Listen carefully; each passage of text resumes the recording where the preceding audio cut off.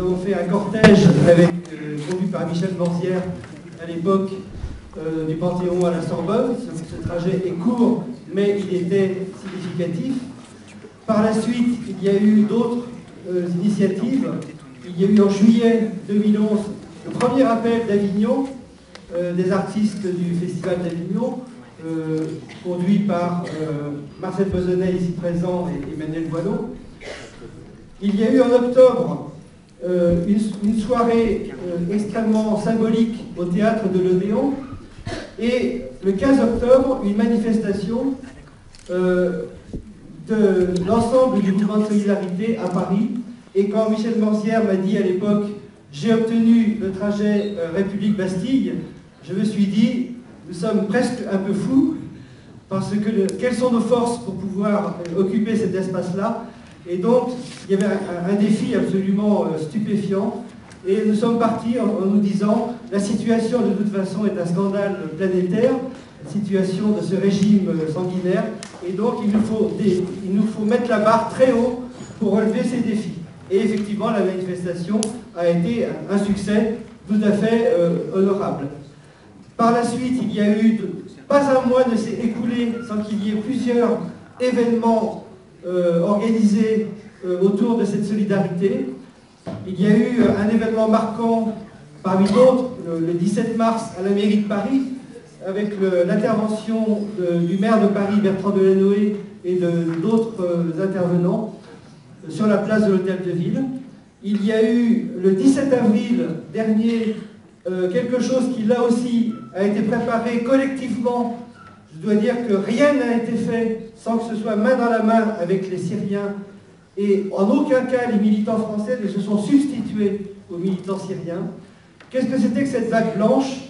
Eh bien, c'était une idée qui est apparue aux yeux de certains comme presque un peu folle, consistant à dire on va faire en sorte que le 17 avril à 19 h, dans un maximum de villes et de contextes, eh bien, il y ait une visibilité du mouvement de solidarité, que par exemple on arbore un tissu blanc, que les bâtiments des institutions, et ça s'est fait, dans quelques villes, dans quelques conseils généraux, et même dans quelques conseils régionaux, s'habillent en blanc, avec le mot stop pour dire stop au massacre en Syrie.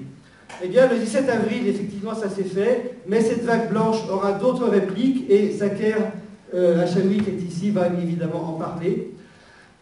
Plus près de nous, le 26 octobre dernier, il y a eu le premier meeting du comité de secours à la population syrienne, à la Bourse du Travail de Paris. Ce meeting a été aussi un succès. Il a permis de présenter des projets de solidarité, aussi bien en termes d'assistance humanitaire, médicale, qu'en termes médiatiques, notamment des programmes de jumelage et de parrainage de villes ou de territoires, de régions syriennes, par leurs homologues français ou d'universités.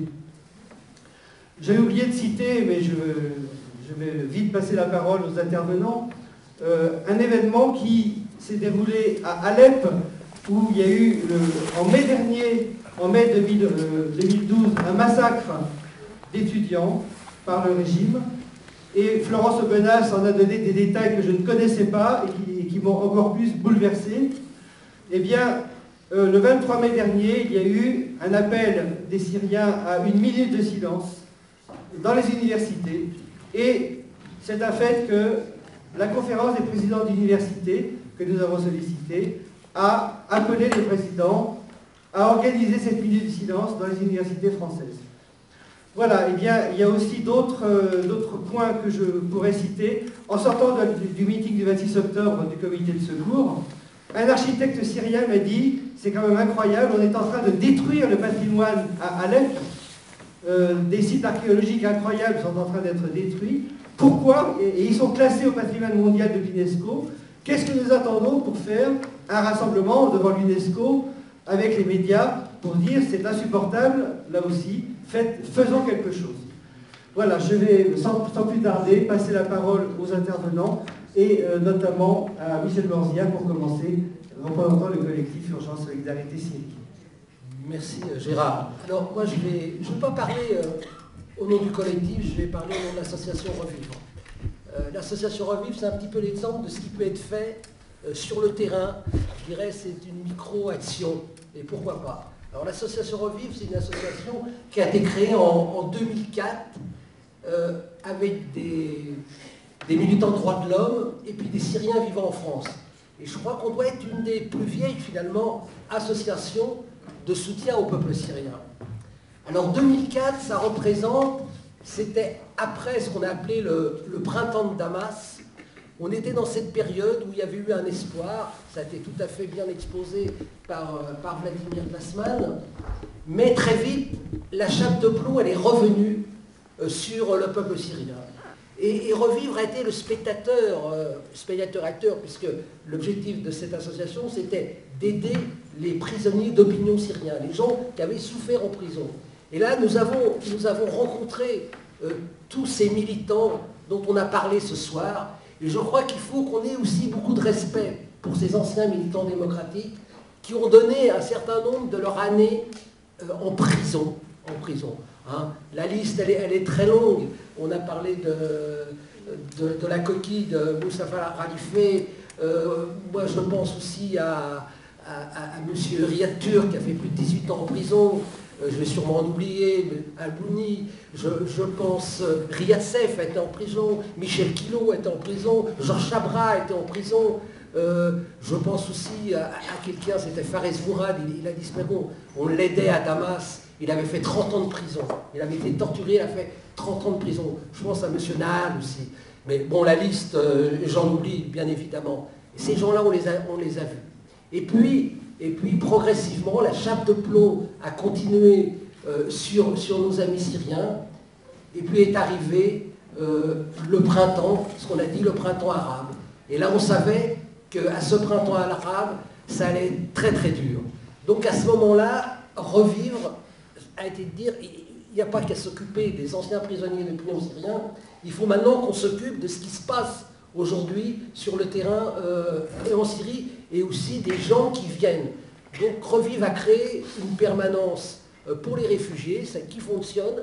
Il y a une permanence pour les réfugiés, 2 jours par semaine, à la mairie du 20e, avec une personne qui est arabisante, on leur explique tout ce qu'il faut faire. Voilà un des premiers travaux de Revivre. Le deuxième, c'est un projet pour le camp de Zatari. Zatari, c'est un camp, c'est le camp qui est côté jordanien, très près de Dera. Alors pourquoi le camp de Zatari et pourquoi près de Dera?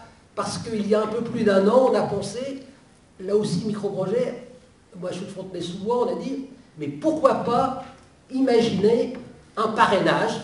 On ne peut pas dire un jumelage, parce qu'un jumelage, ça a un côté officiel, on n'allait pas se jumeler avec les autorités de Bachar. On a dit pourquoi pas un parrainage avec la ville de Dera. Qu'est-ce qu'on peut faire? Alors vous ne savez pas trop faire, mais c'était très symbolique. Et les amis syriens étaient heureux d'entendre parler de parrainage pour la ville de Dera. De dire, voilà, la ville de Fontenay-sous-Bois fait un parrainage avec la ville de Dera. Alors, on est obligé de faire un projet. Ben, le projet, ça y est, il aboutit. On va le faire, on a quasiment la totalité des financements. C'est en liaison avec la ville de Fontenay qui finance un petit peu. C'est en liaison aussi avec Solidarité Laïque, ça nous semblait important. On va fournir dans le camp de Zatari des fournitures scolaires.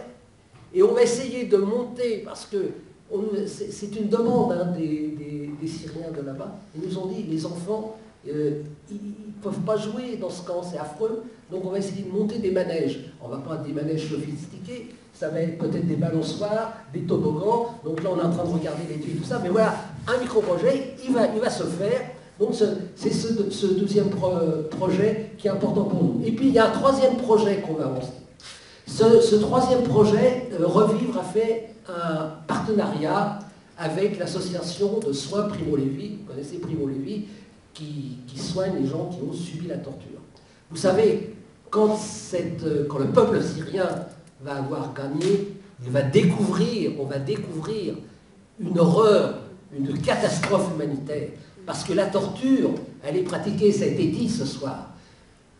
J'aime pas trop le terme dans les gènes, mais je me dis, la torture, elle est quasiment dans les gènes de la famille Bachar, à Hafez al-Assad. Parce que, vous savez, en 71, Hafez el-Assad, il a pris Alois Brunner, qui était un des plus grands tortionnaires nazis, pour organiser les services de sécurité en Syrie.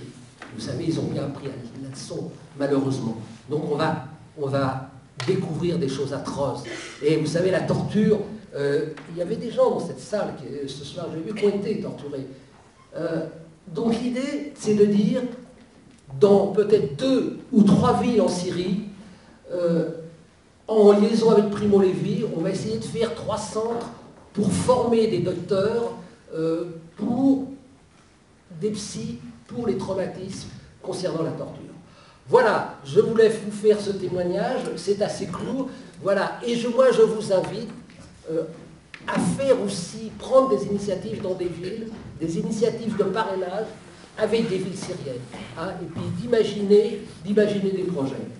Voilà, je vous remercie. Je suis obligé de vous quitter parce que je dois encore parler de la Syrie ce soir à Fontenay-sous-Bois dans le cadre de la quinzaine de la solidarité internationale. Merci beaucoup.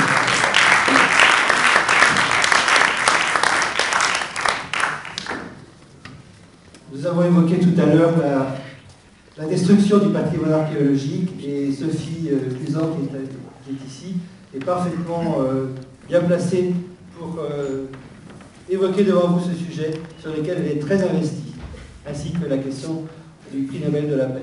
Voilà, donc bonsoir. Ce soir, j'évoquerai donc deux projets de groupe qui travaillent bien sûr sur le présent, sur la situation d'aujourd'hui, mais aussi sur demain, sur l'avenir. Alors, puisque vous m'y invitez, pourquoi pas commencer par le patrimoine. Donc, une action importante que je vous signale, qui est celle de notre groupe, qui s'appelle le patrimoine syrien en danger, qui travaille dans 2 directions. Tout d'abord, mettre à la disposition du monde l'ensemble des destructions qui sont constatées. Donc, pour le moment, vous trouvez ça sur la page Facebook du patrimoine syrien en danger. Seconde direction, produire des expertises pour l'avenir. Alors bien sûr, les destructions du patrimoine, au regard de tout ce que nous venons d'entendre, ne sont rien, et notamment face au massacre. Mais elles relèvent, à notre sens, je crois, d'un crime fondamental qui touche à l'identité et à l'avenir. Le patrimoine syrien, profond et continu, comme vous le savez, reflète l'ouverture et la capacité millénaire de ce peuple. On a parlé tout à l'heure de 4000 ans, mais on était loin du compte. Donc, capacité millénaire de ce peuple à inclure dans une même société et une même culture diverses composantes ethniques, religieuses et linguistiques. Plus encore, le patrimoine syrien illustre avec grandeur ce que la rencontre des cultures et des peuples peut créer de plus extraordinaire. Nous avons tous en tête, je crois, la fragile tablette de l'alphabet Ugarit, arrêtons-nous sur elle 2 minutes, juste pour vous dire qu'elle est le symbole par excellence de la rencontre des peuples et de la volonté de s'unir en un seul et même système de communication permettant à 8 peuples, vivant ensemble, mais pratiquant 8 langues et 8 systèmes d'écriture différents, de s'écrire et de se lire les uns les autres. Un seul et même système pour s'unir tout en conservant ses spécificités. Couper ces racines-là, c'est priver un grand peuple de son identité, celle qui le distingue du reste du monde. Et nous pourrions décliner de tels exemples tout au long de la chronologie syrienne. Identitaire, le patrimoine est une des forces sur lesquelles le peuple syrien pourra s'appuyer pour retrouver qui il est et comment toutes ces composantes construiront un présent respectueux des diversités, un avenir commun. Mais il n'est pas que ce socle. En Syrie, le patrimoine représente l'ouverture du pays à la communauté internationale. Il est un moteur par excellence de développement social, culturel, éducatif et économique. Il est, après le peuple syrien, la première richesse du pays. Il est aussi, et il faut le mentionner, bien sûr, un patrimoine universel, celui de notre propre culture et de l'humanité. Parce qu'il est un des socles de l'avenir, notre groupe donc travaille parallèlement à la tenue d'un état des lieux que nous essayons d'être le plus précis, de rendre le plus précis possible. Nous travaillons à produire des expertises patrimoniales, administratives et scientifiques pour le patrimoine de demain. Alors voilà, ça c'était pour le groupe du patrimoine syrien en danger. Nous avons mis à l'entrée des petites bandes de papier sur lesquelles vous pouvez trouver les adresses de la page Facebook du patrimoine syrien en danger et puis maintenant du groupe qui travaille sur l'octroi au peuple syrien du prix Nobel de la paix.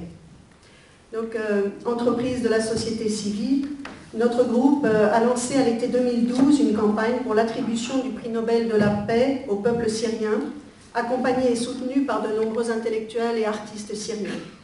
Des comités locaux ont ensuite été créés dans d'autres pays, États-Unis, Espagne, Maroc, Belgique, j'en oublie. Notre action a été construite avec deux objectifs.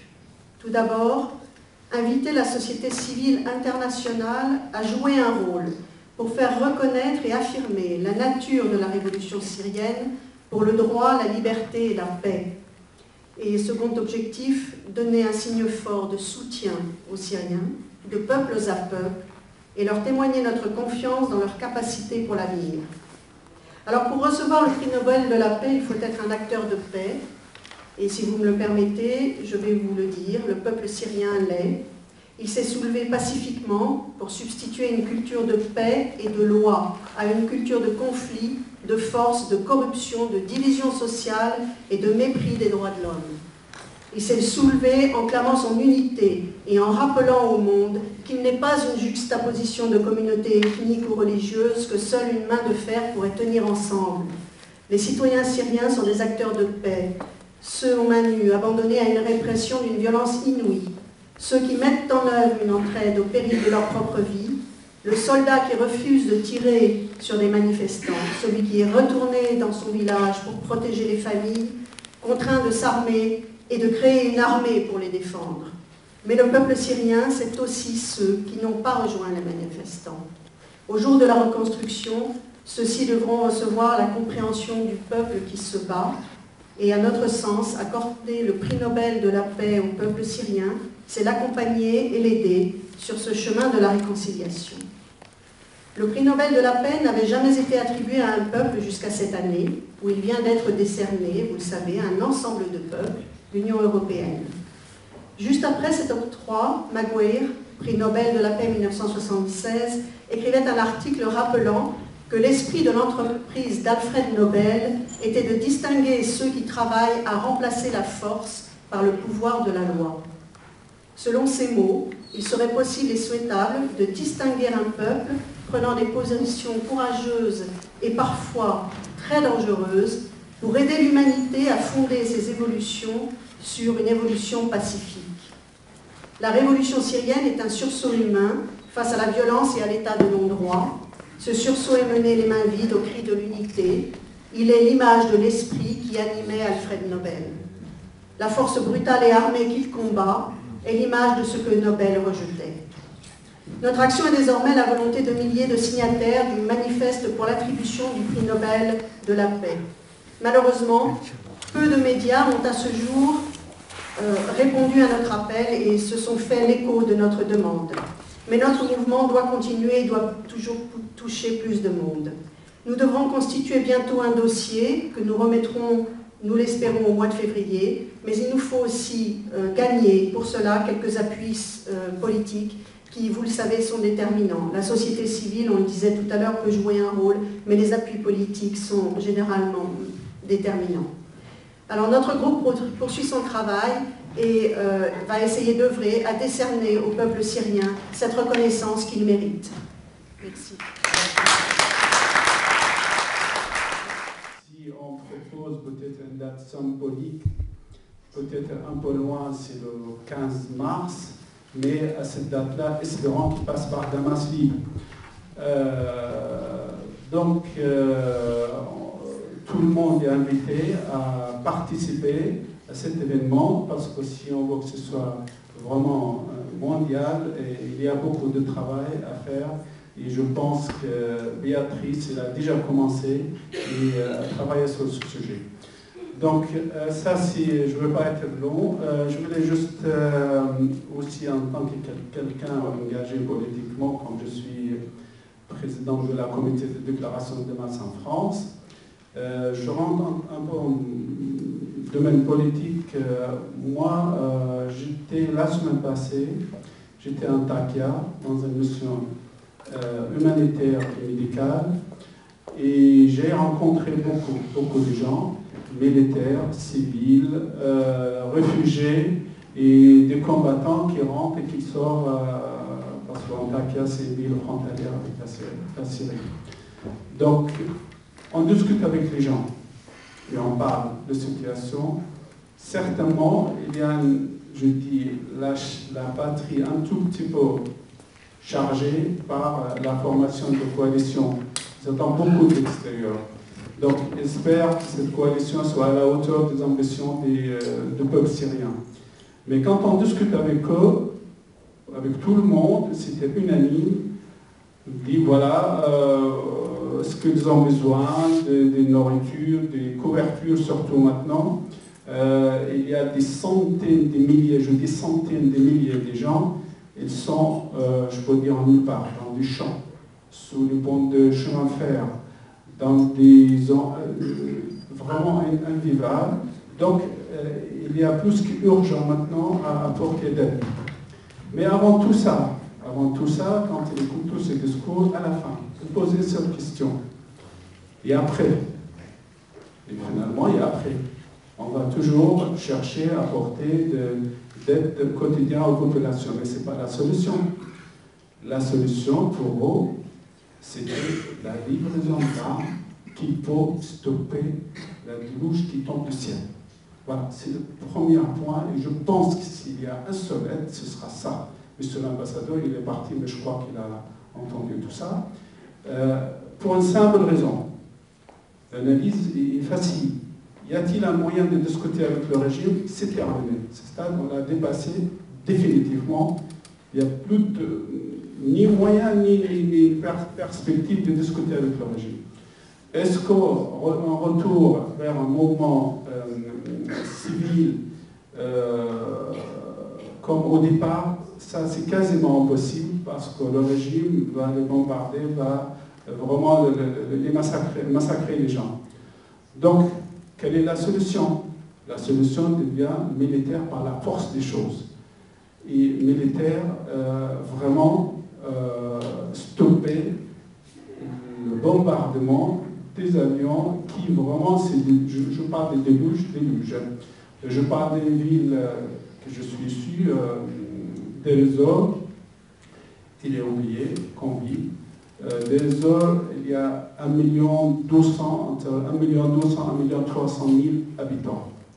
Ils m'ont confirmé qu'il n'y a pas plus que 100 000 habitants qui restent dans la ville. Tous, absolument tous, partout, à la campagne, dans les villes à côté qui sont en bocal, Raqqa et Hasaka et Qamishli, mais c'est une véritable catastrophe humanitaire. Là, maintenant, ils disent, mais il n'y a plus des appartements à louer. Il n'y en a pas, nulle part. Donc, c'est un vrai problème. La solution, on apporte des temps, on ne peut pas. Donc, la seule solution, on revient sur le même point, que stopper la déluge qui tombe du ciel. Il n'y a pas d'autre. Je reviens sur un autre point, sur les barbus. Donc, s'il vous plaît, ne réduisez pas la révolution syrienne sur quelques centaines, voire des milliers de barbus. Et ce n'est pas tous les barbus, comme l'a dit Sarach, et il a raison. Souvent, faute de moyens, ils n'ont pas le temps de raser, donc on lâche. Moi, j'ai vu mon neveu qui est venu me voir. Il était combattant. Je lui ai dit, mais qu'est-ce que tu as là? Il m'a dit, j'ai pas le temps. J'ai pas le temps et je sais que sa position absolument à l'inverse de tout ce qui est frère musulman ou d'autres, ou islamistes. Donc, ces gens-là, même les djihadistes ou d'autres, n'étaient jamais invités par les Syriens. Ils sont venus seuls, les frontières étaient ouvertes, partout. Et on laisse infiltrer. L'Irak, il a laissé infiltrer tout ce qui est djihadiste par le gouvernement maliki pour cette raison. Donc, ne réduisez pas la révolution syrienne, c'est des millions de personnes qui ont participé. Et ça ne se limite pas à... Et le futur nous dira qu'absolument la vague islamiste qu'on parle dans les médias et dans surdimension, il est loin d'être vraiment la vérité comme on le présente. Voilà. je ne veux pas être très très long parce que c'est tard. Merci.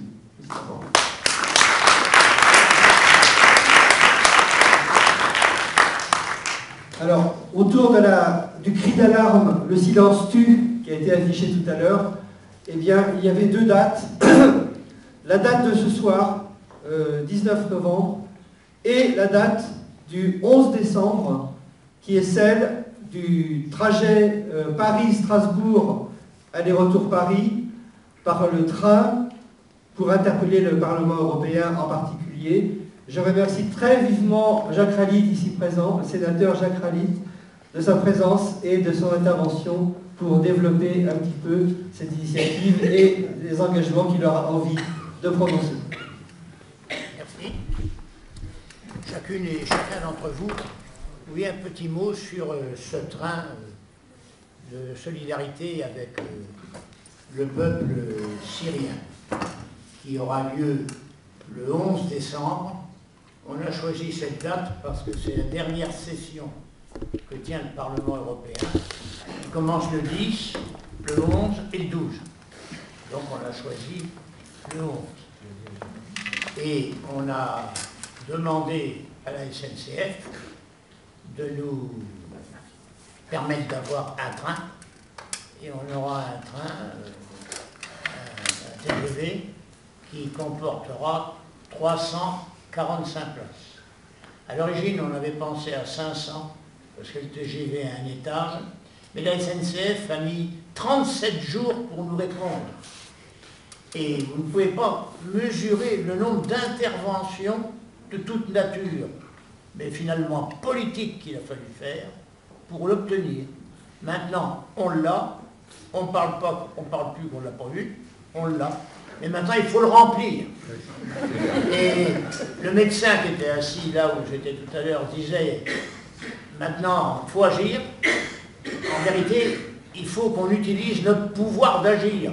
Parce que chaque individualité, chaque collectif a un pouvoir d'agir. Or, le président de séance là, vient de rappeler la série d'actions qui ont eu lieu en France depuis un an. Incontestablement, il y a beaucoup de choses qui ont été faites. Mais on n'a pas encore réussi à créer un mouvement pour aller plus loin et imposer au pouvoir public, qu'il soit français ou étranger, singulièrement l'Europe, des solutions salvatrices pour le peuple syrien. Vous savez, moi je pense toujours à Peggy. Peggy dit, j'aime pas les gens qui réclament la victoire et qui ne font rien pour l'obtenir, je les trouve impolis. Ce soir, je trouve que c'est une séance d'une grande politesse à laquelle nous avons participé. Et que le problème, c'est d'avoir des excès de courtoisie. Et le train, c'est notre excès de courtoisie. Alors, comment il peut manœuvrer ce train, en dehors du rôle des cheminots? Le train, il partira de la gare de l'Est le 11 décembre à 10 h. D'ailleurs, on pense que ceux qui ne peuvent pas venir dans le train, ils peuvent peut-être venir faire un petit saut à 9h30 pour qu'il y ait une espèce de manifestation visible, n'est-ce pas, à la gare de l'Est. Il va donc aller vers Strasbourg, où il arrivera à 12h30. On s'est arrangé avec la ville de Strasbourg. Le maire accepte de nous faire transporter par le tramway. Et je lui ai dit, si c'était gratuit, ça serait bien. Il a dit que c'était une idée. Il faut donc pousser qu'elle devienne une bonne et effective idée. On ira au Théâtre National de Strasbourg, le TNS, dont toute l'équipe, avec sa directrice, nous accueillerons, avec aussi un représentant de la municipalité, pas le maire parce qu'il est sénateur, et qui sera donc le mardi à la séance du Sénat. Et là, pendant 1h30, peut-être 2 heures, mais enfin 1h30, tous les participants, les 345, qui viendront de Paris ou d'ailleurs, parce qu'il peut en venir de l'étranger, hein, et les amis du peuple syrien de Strasbourg, parce qu'il y a là-bas un comité, il est en train de voir comment il va faire, se retrouveront pour débattre comme on a débattu ce soir. Ça sera une prolongation, mais à finalité concrète, n'est-ce pas? À finalité concrète. Ensuite, on fera une délégation qui comportera à peu près 50 personnes. Alors, il va falloir la composer, qu'elle soit vraiment représentative, comment dirais-je, des pensées diverses de ce pays et de gens étrangers qui s'y seront joints. Par exemple, je comptais là, il y a 139 signatures, parce que dans Libération, ils n'ont pas pu tout mettre. Hein. Il y a 139 signatures, mais je comptais, il y a 25 étrangers, hein, qui représentent 8 pays. Alors c'est déjà intéressant, mais ce n'est pas suffisant. Il faut qu'il y en ait plus. L'Europe, c'est l'Europe, c'est pas seulement 4-5 pays. Hein. D'autant qu'il y en a qui ne sont pas de l'Europe, mais ils sont très précieux aussi. Alors qu'est-ce qu'ils vont faire, ceux qui ne seront pas? Alors les délégations, on fait donc ces 50 personnes, on a retenu auprès du Parlement européen une salle où on tient 50, et c'est un peu curieux, on a demandé des rendez-vous, mais en vérité, c'est nous qui recevrons ceux qui nous recevront. Alors, il y aura une délégation, on recevra la présidence. Alors, il y a un petit problème, c'est que le président est tout à fait d'accord, et il dit vraiment, je vous suis, le président du Parlement européen, mais ce jour-là, je suis obligé d'être pour le prix Nobel qu'a eu l'Europe, vous savez. Hein. Donc, il ira là-bas. Mais ils sont en train d'organiser pour 3 ou 4 vice-présidents nous reçoivent. Et on aura un débat avec eux. Et puis, après, on recevra, ou ils nous recevront, les présidents, avec quelques-uns de leurs membres, des différents groupes parlementaires qu'il y a là-bas. Et on essaiera d'être reçus aussi par la ministre des Affaires étrangères, par le président de l'Europe, je ne parle pas du Parlement, et on s'est donné comme temps de 15 heures, hein, jusqu'à 18h30, avec un peu comme ce soir, chaque table une demi-heure, là, chaque audience une demi-heure. Mais on sera obligé d'être plus recto, parce qu'on ne peut pas louper le train pour revenir. Et il nous ramènera à 22h à Paris. Voilà. Alors, ce train, d'après ce qu'on entend dire, tout le monde, quand il apprend qu'il y a un train, il dit on fait quelque chose. Et à chaque fois qu'on fait quelque chose, on fait quelque chose. Mais là, c'est vrai qu'il y a un côté un peu panache, quoi, hein. Et puis surtout, on va discuter internationalement. On va discuter avec d'autres. On va se mêler, et c'est dans les mêlées qui respectent les individualités qui les composent que beaucoup de solutions naissent, n'est-ce pas? On le voit ce soir, parce que ce soir, pour les questions de la connaissance, on a quand même progressé. Par exemple, je ne veux pas la singulariser, mais ceci dit, elle m'a beaucoup touché. Quand Monique Chemillé-Gendreau nous a expliqué ces questions internationales, je me dis, nom d'un chien, ça je ne le savais pas. Vous voyez? Parce que ça peut être enthousiasmant. Parce qu'on se bat mieux quand on est enthousiaste.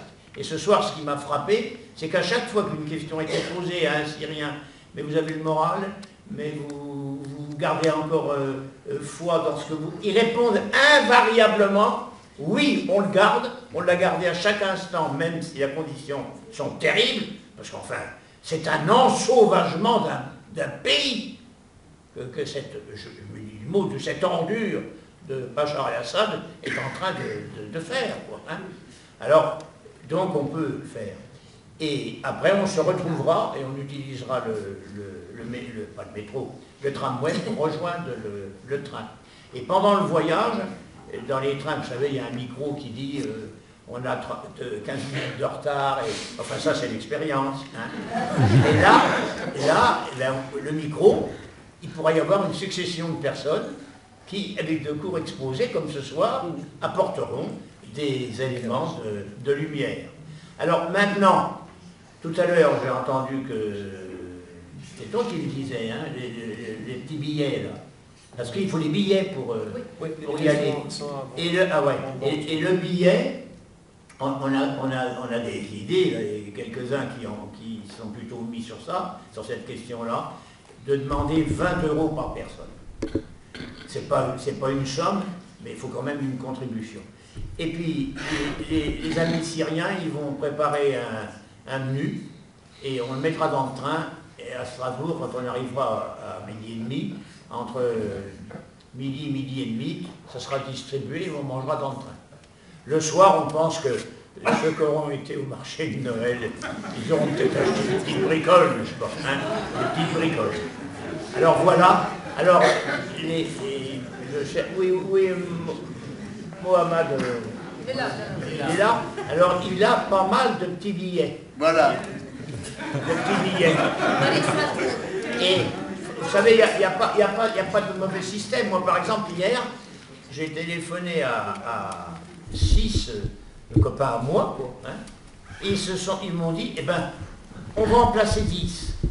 Mais il ne faut surtout pas dire, on va les placer, il donne 20 €, s'il ne vient pas, tant pis. Non, il achète sa place et sa présence. Parce que